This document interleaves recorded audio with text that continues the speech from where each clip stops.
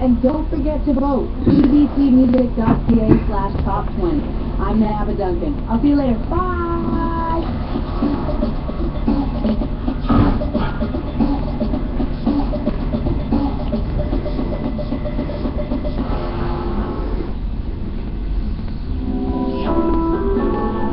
This is CBC News. I'm Centaur Sirs.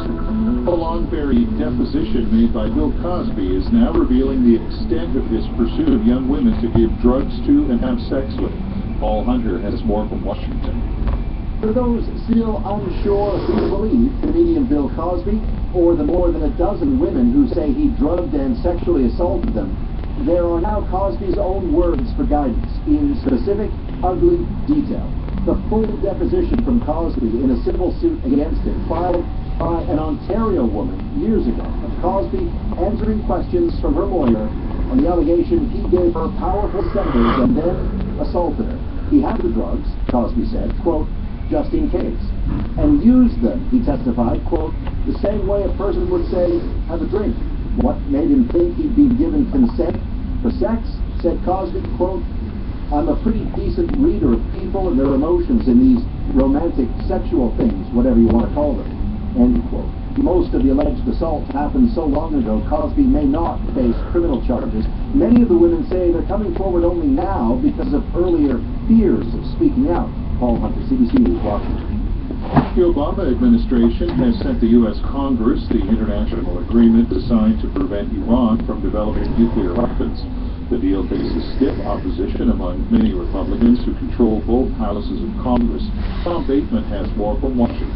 Congress now has 60 days to review the text of the agreement, which will lift sanctions on Iran and return to strict limits to its nuclear program. Many Republicans are bitterly opposed to the deal, believing it will create a more strident Iran, able to further destabilize the region. One presidential hopeful has said he would rip up the agreement on his first day in office. While the congressional debate shows the deep divisions over the agreement, it is largely symbolic, as President Obama has already vowed to veto any attempt to derail it. That's the BBC's Tom Bateman in Washington. The Japanese company Mitsubishi has made a landmark apology for using American prisoners of war as forced labor during World War II. A senior company executive, Hikaru Kimura, expressed remorse that prisoners had been put to work in the firm's mines. It's believed to be the first such apology by a Japanese company. One of the few surviving former U.S. prisoners forced to work in Japan accepted the apology. James Murphy, who is 94 now, says it's a glorious day for which he's waited 70 years. I listened very carefully to Mr. Kimura's statement of apology and found it very, very sincere, humble, and revealing. And this happened to be the first time that we've heard those words, and they really touch you at the heart of the thing. Mitsubishi is acting independently of the Japanese government, which has already issued a formal apology to American prisoners. Japanese government officials say that it's an important gesture ahead of the 70th anniversary of the end of the war in August. The RCMP's website was taken down for a while today, but the force has not indicated a reason why.